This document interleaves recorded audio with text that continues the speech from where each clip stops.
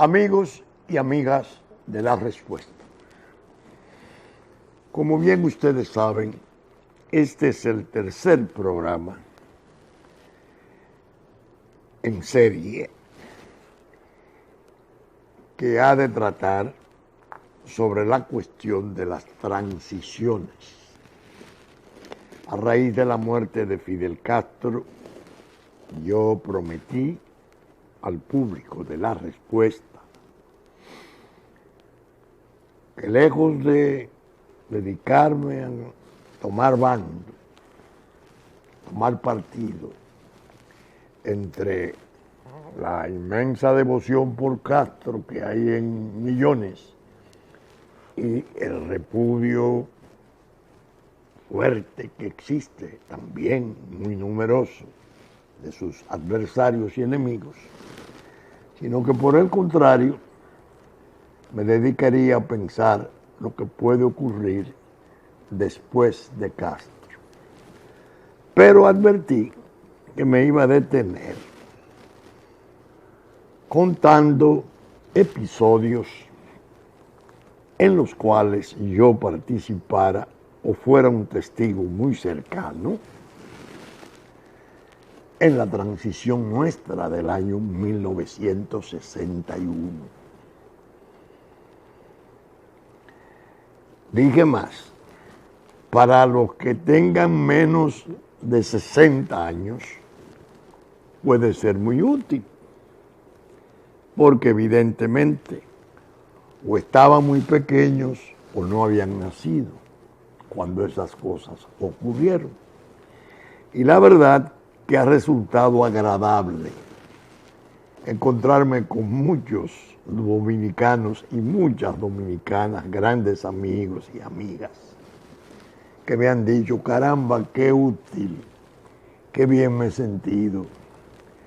Yo estaba jovencito, yo estaba niño, y realmente uno esas cosas no las conoce. Y qué bueno es oírlas relatar por alguien como usted, que estaba tan de lleno en ellas. Interesantísima la experiencia. Eso me lleva a decirle que el 2 de enero, que es el próximo fin, el 1 de enero, que es el próximo fin de semana, tal vez haya agotado el programa de transiciones, porque la nuestra la debo llevar por lo menos hasta la guerra de abril, la ocupación extranjera, etcétera, hasta llegar nuevamente a la vuelta al poder de Balaguer.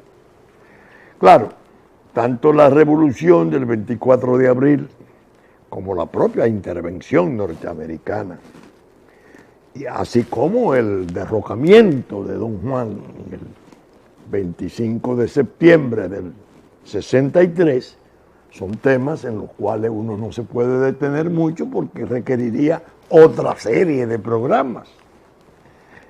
Vamos a hablar de las transiciones para en un último programa hablar de la cubana, sin dejar de mencionar la Argentina, luego de Perón, haciendo alusiones a la de Venezuela, luego de Chávez y luego de Gómez,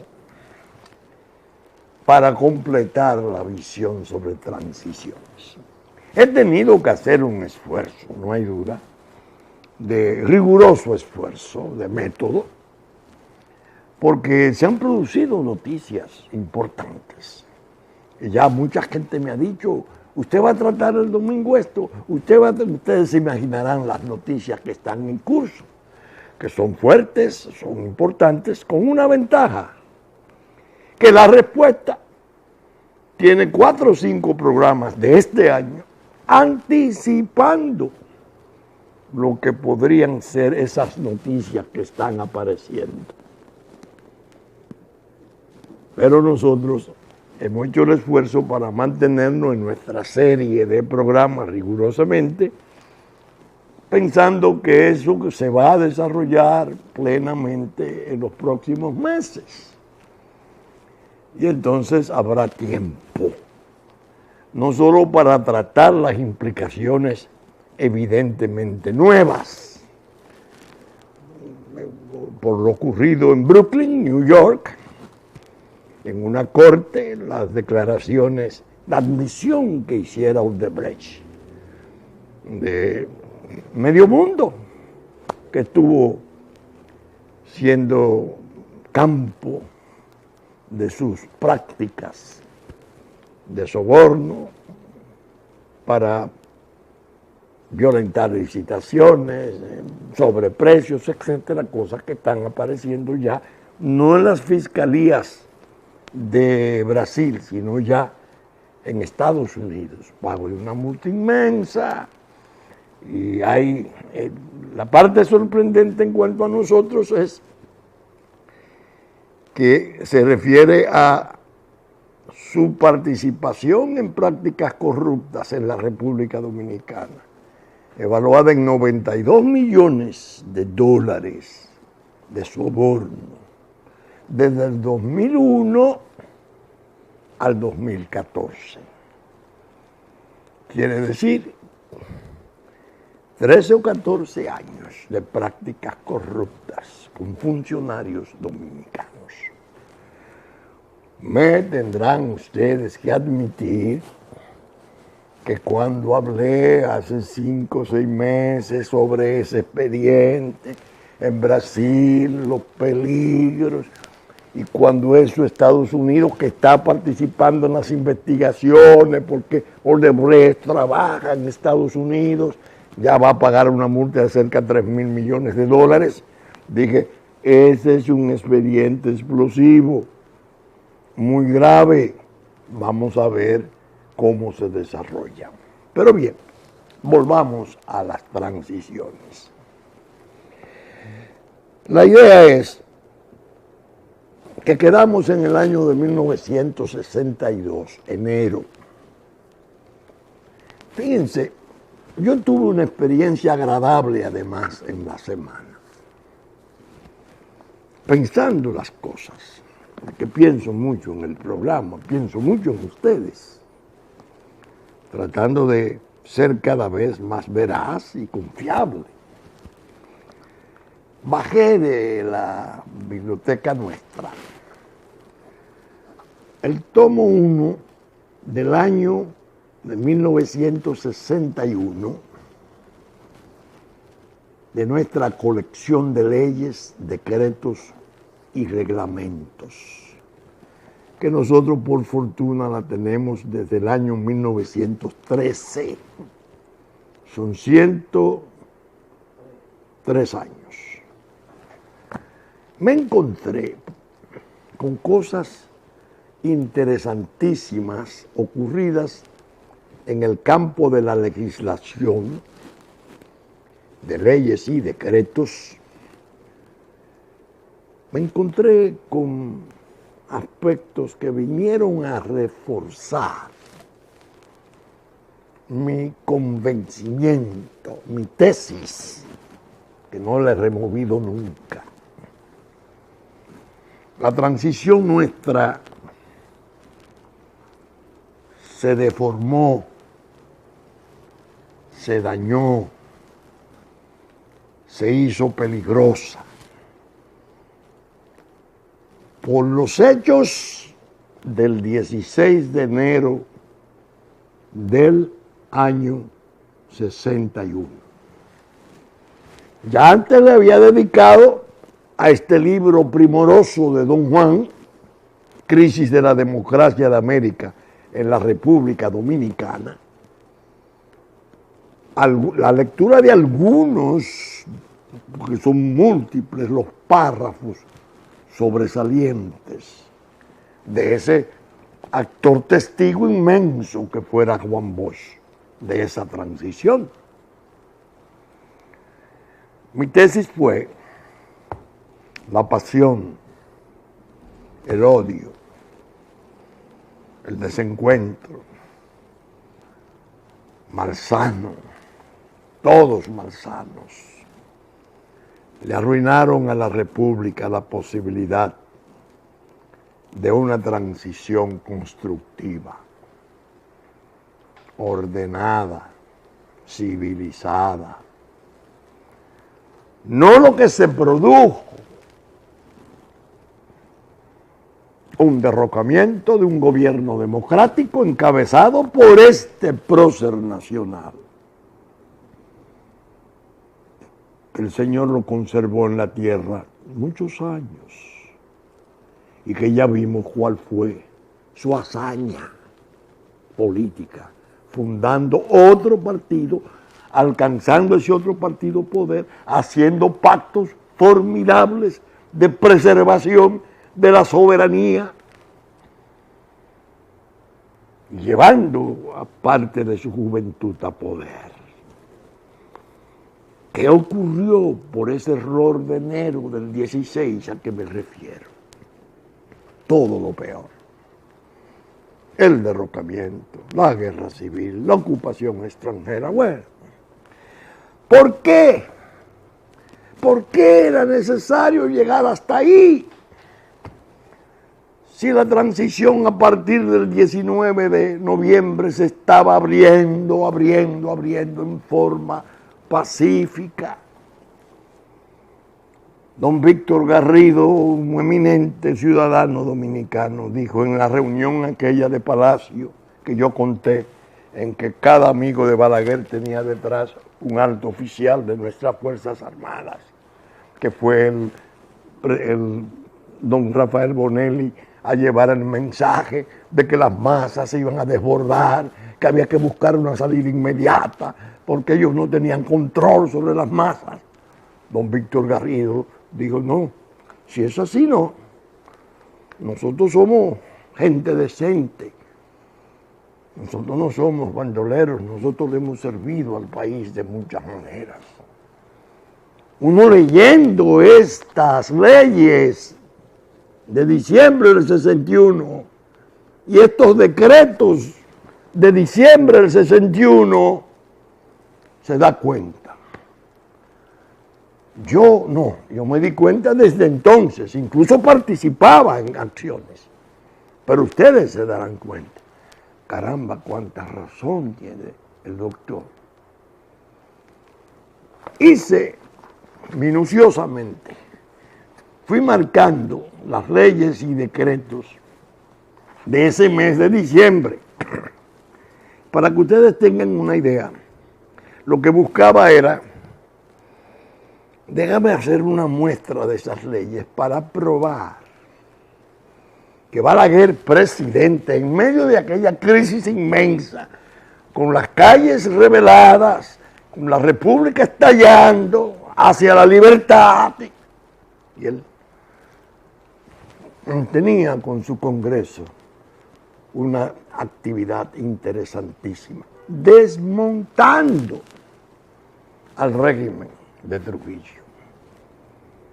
Usted se encuentra ahí con cosas increíbles, todo lo que eran los nombres de los Trujillo, la provincia Benefactor, la provincia Trujillo, todo eso lo fue meticulosamente liquidando. El que lee esa legislación de ese mes dice, bueno, pero ese hombre que estaba en el poder, que tenía un poder tan grande que pudo incluso mandar a ofrecer con el jefe de un movimiento militar como el 19 de noviembre, la presidencia de la República en su lugar a Juan Bosch, luego de haberse rehusado a entregarla al doctor Fiallo, cuando la fueran a solicitar a su casa, mediante el mecanismo aquel de sustituir el secretario de Estado de las Fuerzas Armadas, que era el que quedaba en el orden constitucional, como sucesor.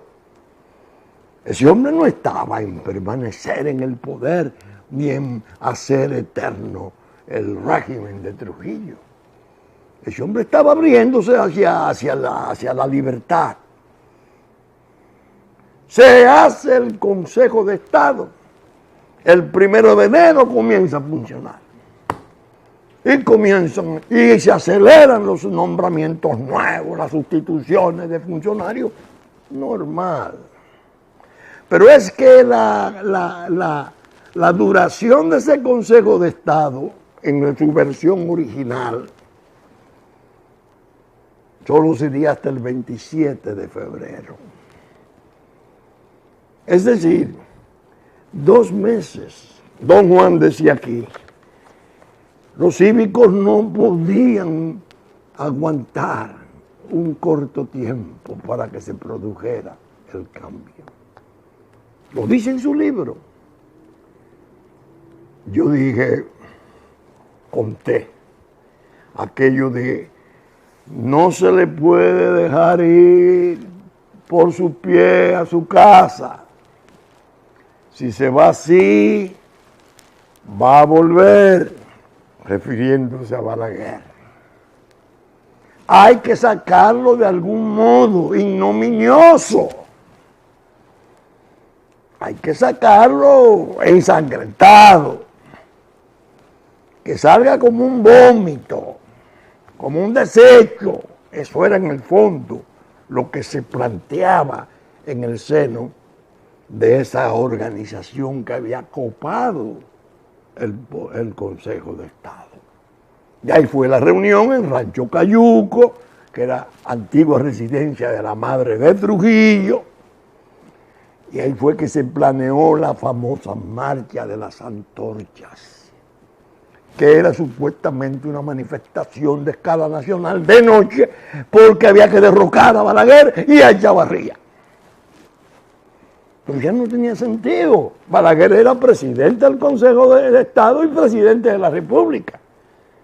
Entonces, ¿quiénes eran los otros miembros? Don Rafael Bonelli, primer vicepresidente. El doctor licenciado Eduardo Ribarrera. Los 2 héroes nacionales, Antonio Inver, Luis Amiama, Monseñor Pérez Sánchez. ¿Qué pasa? Nicolás Pichardo, un eminentísimo médico dominicano, no podían aguardar. Es impaciencia, impulsada por el odio. Yo lo advertí desde el principio. Cuando le propuse al doctor Balaguer, antes de formarse el consejo, cuando se estaban barajando los nombres, la relación suya con el licenciado Bonelli fue en un tiempo admirable, de hermanos, pero se deterioró. Él no va a contener lo que pueda venir contra usted. Don Huberto es uno de los hombres más íntegros de la República. Huberto Bogar. No se me hizo caso. Vicepresidente, Bonelli. No era que don Fello Bonelli era el que estaba más empeñado en salir de Balaguer ensangrentado, no. Los intereses que estaban detrás de ese esfuerzo de gobierno absoluto. Y el temor político justificado de que si Balaguer se iba a su casa, se iría lleno de gloria, en el sentido de que se dio el poder y organizó la transición. Ellos lo querían llevar a que saliera como salió, metiéndose por el patio de la Nunciatura, asilándose en la Nunciatura. La noche del 16 de enero, luego de haberse producido la hecatombe de aquellas 5 vidas que se perdieron en el Parque Independencia, fruto de una circunstancia trágica, inexplicable, como esa columna de tanques se iba a meter en una multitud, tanque de guerra, con la violencia que había, vino la tragedia, la provocaron, estando a poco más de un mes para hacerlo pacífico. ¿Cuál fue la reacción? Don Juan dice, el general Rodríguez Echavarría perdió la cabeza y dio un golpe de Estado y hizo preso al Consejo y formó una junta de 3. No. ¿Perdió la cabeza? No creo. Además del general Rodríguez Echavarría, el afectado principal de esa tragedia, de ese charco inmenso de sangre que se tiraba a sus pies, era Balaguer. La junta que forma Balaguer en la noche, yo no estaba ahí, yo estaba en la Secretaría de Estado de las Fuerzas Armadas en San Isidro, con el jefe de Estado Mayor de entonces, Pedro Santiago Rodríguez Echavarría. Cuando el general Pedro Rafael Rodríguez Echavarría vuelve, dice, se van. Ya se había formado. ¿Y quiénes son? Cuando mencionó a don Huberto Bogar, yo digo, ¿y esto qué es? Cuando yo lo propuse que me devolvieron de Santiago, me devolvió de Santiago. Iba para Mao, por alguna razón don Huberto tenía, o estaba en Mao por alguna razón todavía. Y ahora lo recuerda. ¿Quiénes formaron esa otra junta? Armando Oscar Pacheco, un amigo hermano de Joaquín Balaguer. Huberto Bogar, su presidente. Los dos héroes nacionales, Luis Amiama y Antonio Inver. El coronel Medina y el general Neini Barceja, que era, creo que entonces, coronel. ¿Esa junta se llegó a constituir como tal? No.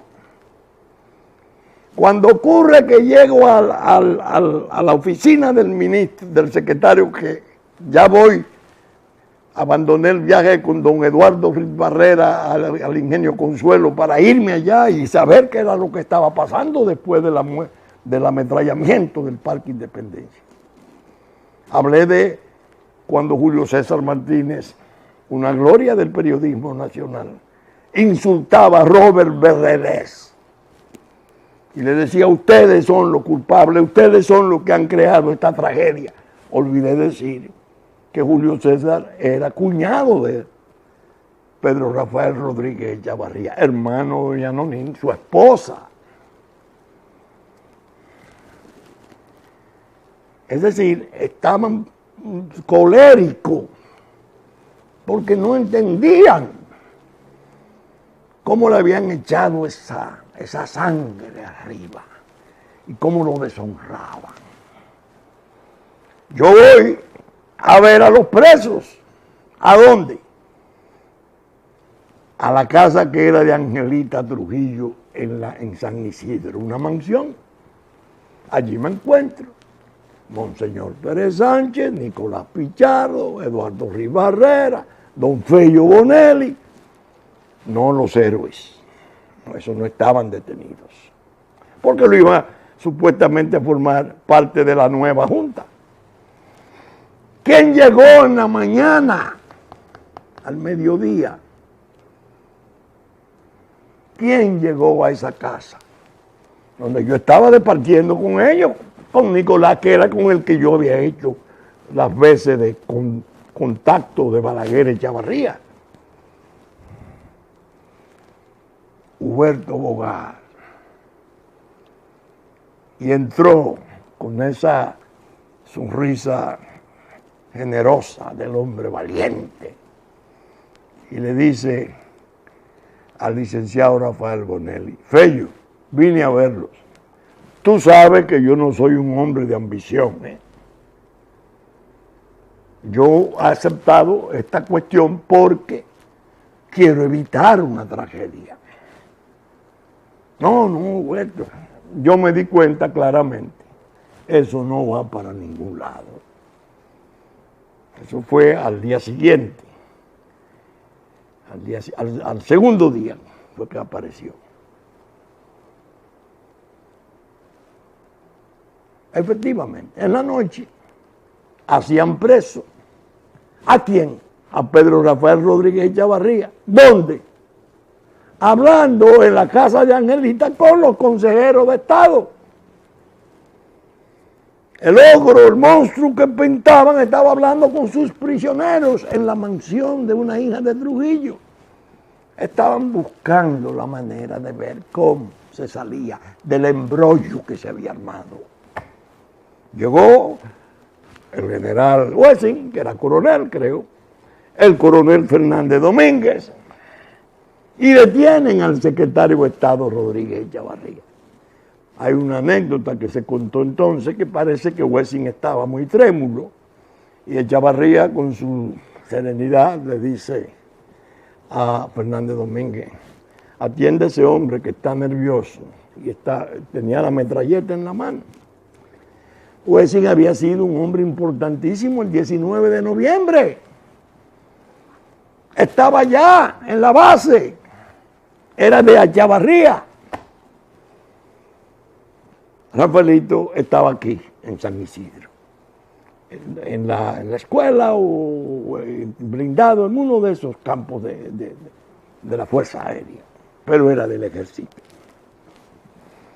Entonces, vino el problema. Se restablece esa misma noche el Consejo de Estado. Y el Consejo de Estado comienza a gobernar con un asilado brincando por un patio, Joaquín Balaguer, y un general preso allá en la base. 20 o 25 días después, se fueron los dos para Puerto Rico, y Balaguer a Nueva York, y Rodríguez Echavarría creo que también a Nueva York. Ahí comenzó todo lo peor. Vino el gobierno, a don Juan se le estuvo haciendo la vida imposible. Yo pienso ahora, ¿ustedes se imaginan que don Juan, que Balaguer se hubiera ido a su casa? ¿Quiénes hubieran sido posiblemente los candidatos de esas elecciones del 62? Además de don Juan Bosch y el doctor Viriato Fiallo. ¿Quién más? Balaguer. Evidentemente, él en Nueva York fue un reformista. Pero lo habían satanizado de tal modo que nadie entendía que podía ser presidente. Total, que a partir de la gran tragedia de la guerra civil y de intervención extranjera, regresa y gobierna 22 años. Cuántos errores, cuántas locuras. Dije, voy a leerle algunas de las disposiciones, pintorescas algunas que encontré. Ley 5.729, esta es buena. Oiga, esta ley es del 61 de diciembre. Una ley sobre la declaración jurada de bienes de los funcionarios. Esto que ustedes están viendo, como que toca como un tema sorprendente, como una gran conquista. A los 14 días del mes de diciembre de 1971, ya había una ley del Congreso Dominicano estableciendo la obligación de la declaración de bienes jurada. 6 de diciembre del 61, derogación del Estado Mayor Conjunto, del cual Ramfi era la cabeza de las fuerzas. Ley del 30 de diciembre de 1971, 5.778, la autonomía de la Universidad de Santo Domingo, la Balaguer, el Congreso de Balaguer. Hay que ver los motivos de esa ley, de lo que se entendía que era la necesidad del fuero universitario. Es decir, no era un hombre que estaba odiosamente queriendo permanecer a la brava. Ley 7.107, la integración del Consejo de Estado, 30 de diciembre del 61. La de la autonomía universitaria fue exactamente del 29 de diciembre de 1961. Cambio de nombre de provincias, benefactor, bueno, toda Julia Molina, todo eso se fue. De diciembre, ley 5.719, devolución inmediata de bienes secuestrados por el Estado, propiedad de condenados políticos. Balaguer, en diciembre. Ley 5720, 21 de diciembre del 71. Deroga todas las leyes que otorgaban exoneraciones de impuestos a los expresidentes de la República y sus esposas. Oye, Ley 5739 de 28 de diciembre, devolución de acciones que se declaraban propiedad del Estado, todas las acciones de la familia Trujillo, en compañías. Decreto número, Ley 5756, devolución de bienes a herederos que habían sido perjudicados por legados para el Fondo de Defensa Nacional. De gente perseguida, se estableció un sistema de legados de bienes en favor del Estado para la defensa nacional. Se derogó. Ahora vienen los decretos. Este es pintoresco. Decreto 7.972, 13 de septiembre de 1961. Alejandro Grullón Espaillá, designado embajador en Bélgica. Mi buen amigo. Entonces, decreto condecorado. Oigan este. Decreto 7.471, 27 de diciembre de 1961. Joaquín Balaguer designaba a Eduardo Sánchez Cabral, representante de la República Dominicana en OEA.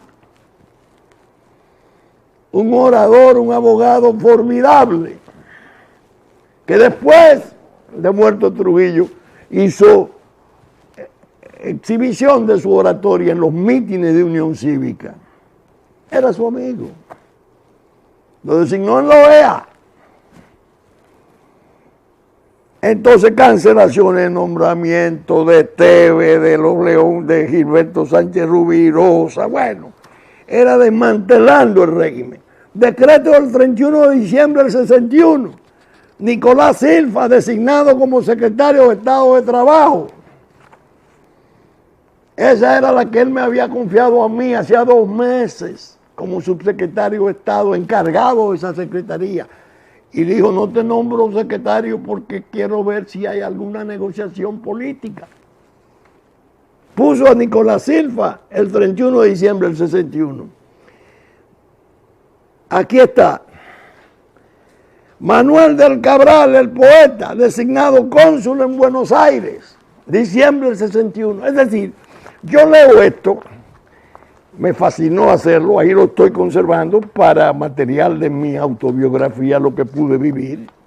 Esa es la utilidad de estos programas, utilidad personal, para fortalecer mi tesis. La impaciencia que impulsó el odio, la incomprensión, el desencuentro feroz, esa idea de destrozar a aquel hombre público tan importante, que va a Naciones Unidas y pronuncia un discurso. A Trujillo se lo tragó la historia y dijo cosas muy duras. Pero tenía que venir por el aeropuerto de Caucedo y bajar las escalinatas y encontrarse con el hijo de Trujillo y la familia de Trujillo aquí todavía. Y el discurso de las Naciones Unidas fue una exhibición de propósitos hacia la libertad, hacia la democracia. No se podía. No, si se va limpio, uy, si es que no se queda, si se va limpio vuelve. Y volvió. La que quedó ensangrentada y complicada fue la República. Porque no hay en la historia nacional una cosa más injustificada, más absurda que ese derrocamiento del 63. Por eso decía, compren el libro.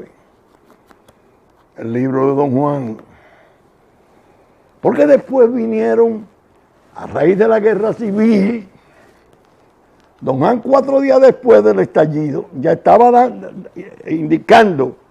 dándole a Francisco Alberto Camaño Deñó la condición de presidente constitucional. Pero Don Juan se sintió herido por la resistencia, la persecución, el repudio que desde el poder norteamericano se le estableció y lo radicalizó. Lo que él hablaba aquí, yo lo voy a explicar. El que lee ese libro se encuentra con que Don Juan trata a John F. Kennedy en una forma benigna, comprensiva. Habla bien incluso y explica mucho cuáles eran los propósitos de este con la cuestión de la Alianza para el Progreso.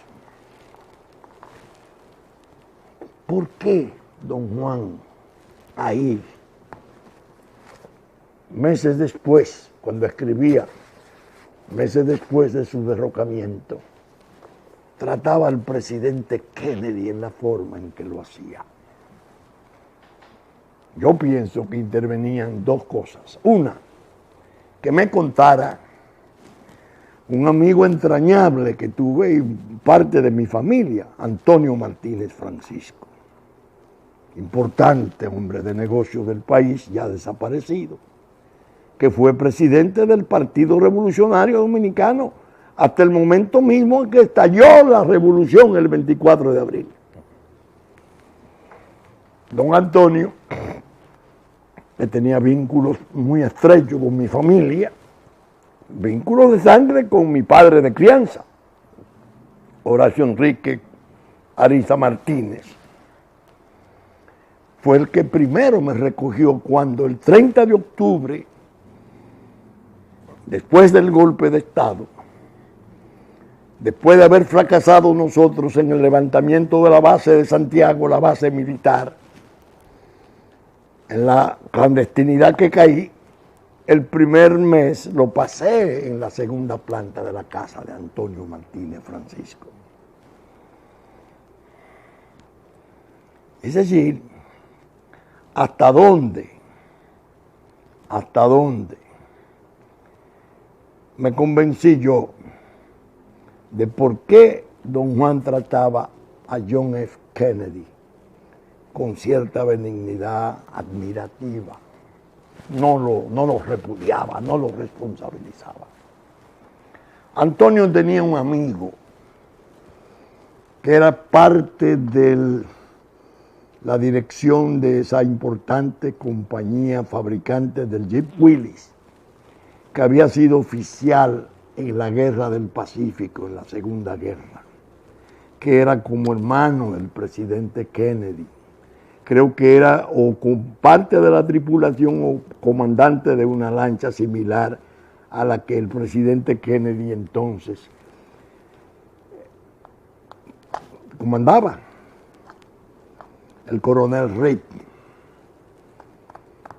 Coronel Reed, después del derrocamiento, una tarde se le aparece a Antonio Martínez Francisco, Antilla Motors, en la 30 de marzo, pegada a la San Martín de entonces. Cuando Antonio lo ve, le dice: oh, ¿y qué tú haces aquí? No, traigo un encargo del presidente Kennedy. Vengo a ver de qué modo tú me ayudas a convocar la asamblea para restablecer el gobierno democrático, porque a él le metieron ese golpe de Estado por encima de su cabeza. Llévame donde el presidente del Senado, que según me han dicho es el que puede convocar la asamblea.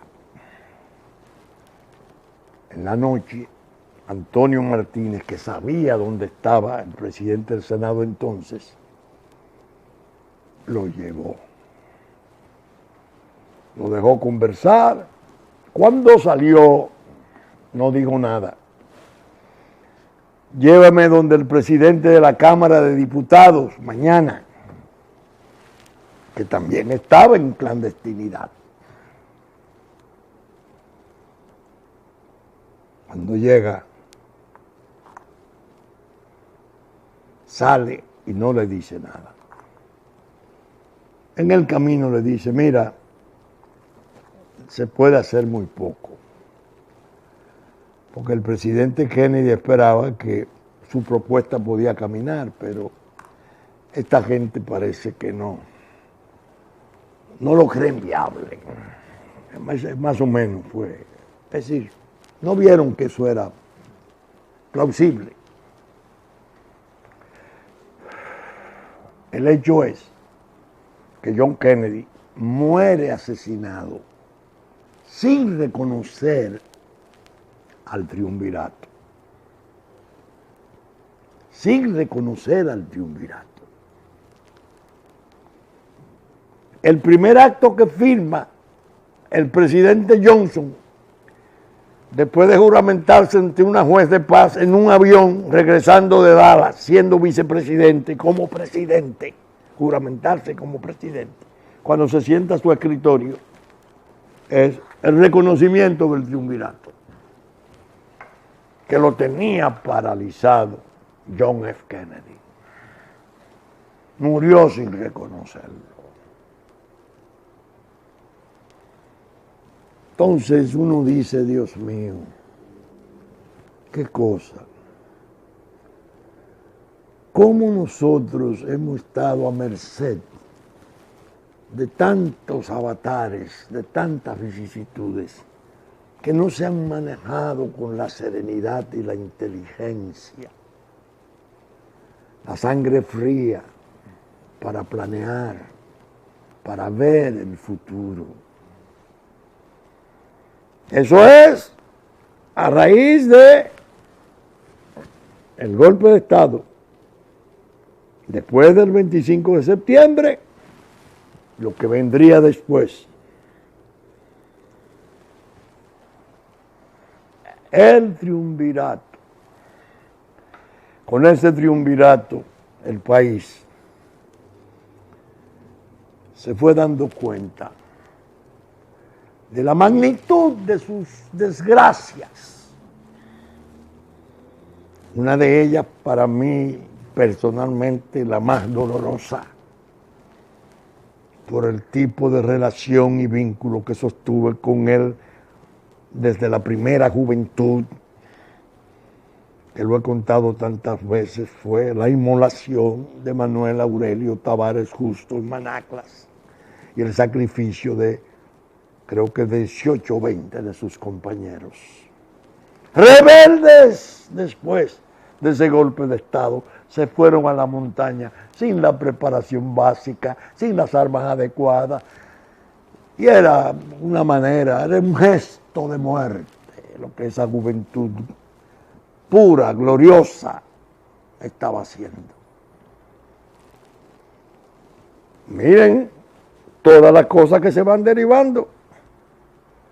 Se pierde Manuel Aurelio Tavares y un grupo que era casi la esencia del idealismo revolucionario dominicano.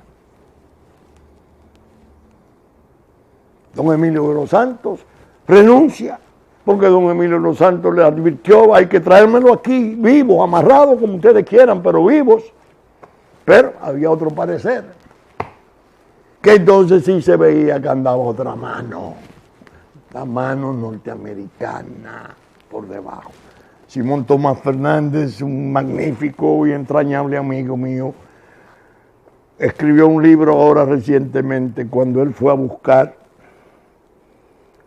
los restos, los cadáveres de Manolo especialmente, porque Simón había sido un luchador del 14 de junio.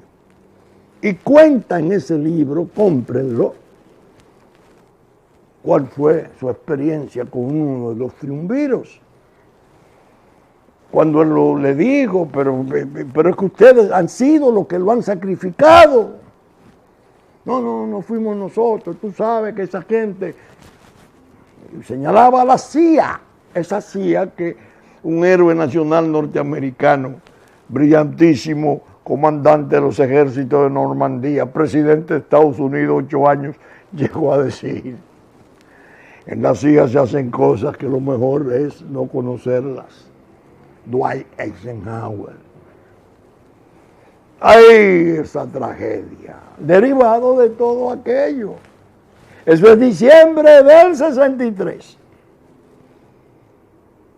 Camina la desgracia y el 24 se dividen las Fuerzas Armadas y viene un estallido y una guerra civil. Porque una parte inmensa del pueblo se va con la parte militar que se rebela para tratar de reponer al gobierno constitucional. De eso vamos a hablar en el próximo programa, porque este es el momento de repetirlo.